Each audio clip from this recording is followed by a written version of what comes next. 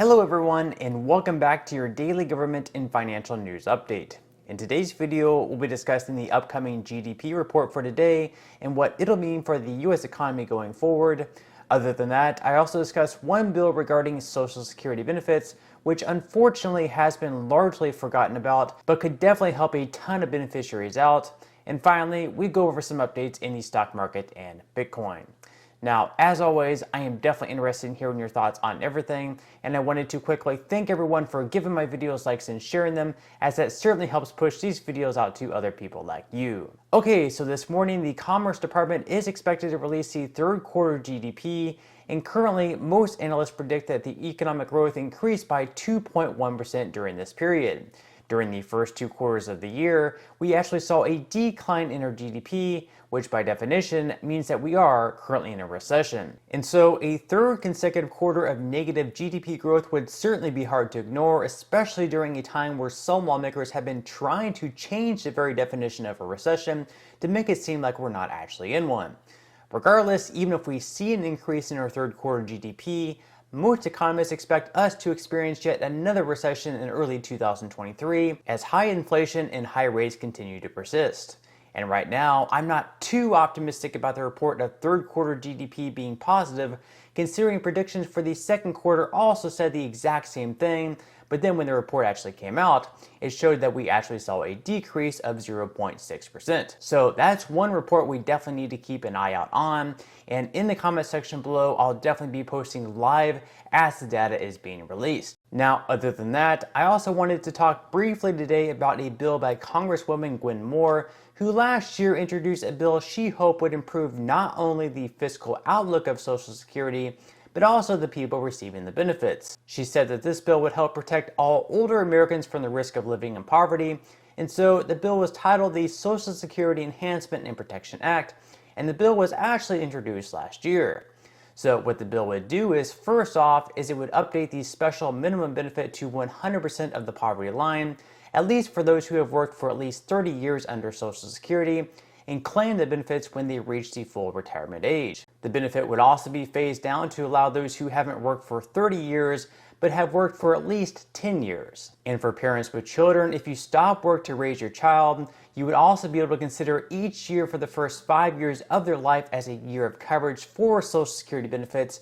So quitting your job to raise your child for the first 5 years would not penalize you in reaching the minimum amount of years needed. Additionally, and I think this provision would be extremely welcoming for most, is that the bill would increase benefits 20 years after becoming eligible for retirement. This is important because obviously the older that we get, the more likely it is that we either develop health problems. Let's hope not. Let's hope that we all stay healthy and well our entire lives. But that is just the reality, and with healthcare not being cheap, these health issues are going to be a huge drain on our finances. Not only that, but any savings that we had in addition to Social Security, whether it be our 401ks, IRAs, or anything else, they're also likely to be pretty drained at this point as well. So what Moore's bill would do is increase benefits for all beneficiaries 20 years after retirement by an amount equal to 5% of the average retired worker's benefits in the prior year. So this year, the average retired worker's benefits are $1,681 per year, which will increase substantially next year after the 8.7% cost of living adjustment. But if you started out receiving that amount, then 20 years from now, the new average retirement benefit ends up being $3,000. You could take 5% of that amount, which equals $150, and add that amount to what you're currently receiving. Now, this 5% increase would also be phased in, so after beneficiaries reach 16 years of eligibility, they'll get a 1% jump and then another 1% increase for the next 4 years after that. Finally, the bill would also reinstate the student benefit up until the age of 26, as long as they were enrolled in a college or vocational school. This is important because if growing up your working parent either died or became disabled, you would be able to much more easily fund your higher education, which would be harder to do in a situation where, say, a single mother or father had to try putting their child through college if their spouse was disabled or even unfortunately passed away. So all in all, this bill does a lot to help those who receive a lower income by increasing the special minimum benefit, and it would also do a lot to help some of our older family members who, due to their health issues, most likely have a lot of their savings drained.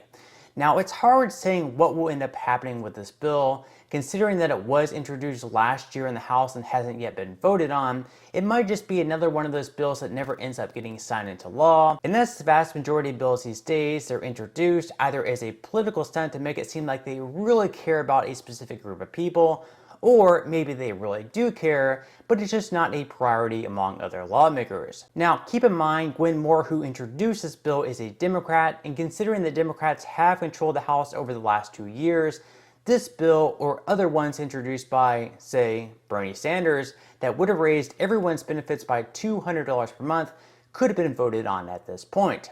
As we all know, they haven't been voted on though, so at this point, to me anyways, it really just seems like they're all talk and no action. As always, I do hope they prove me wrong.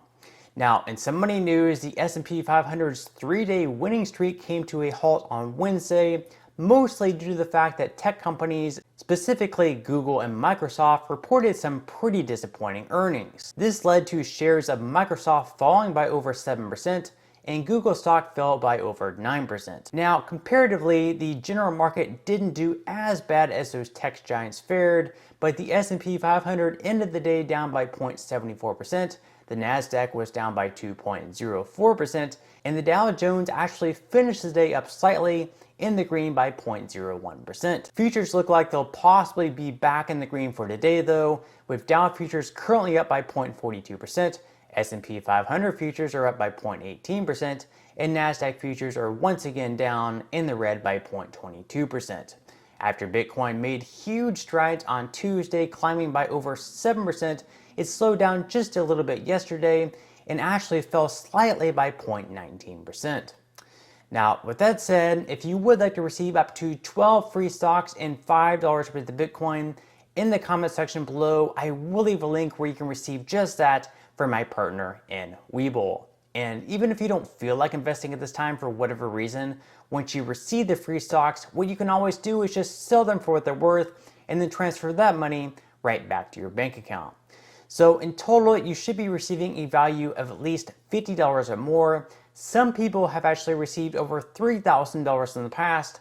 So really, you can think of this as just some free extra money with just a few minutes of work.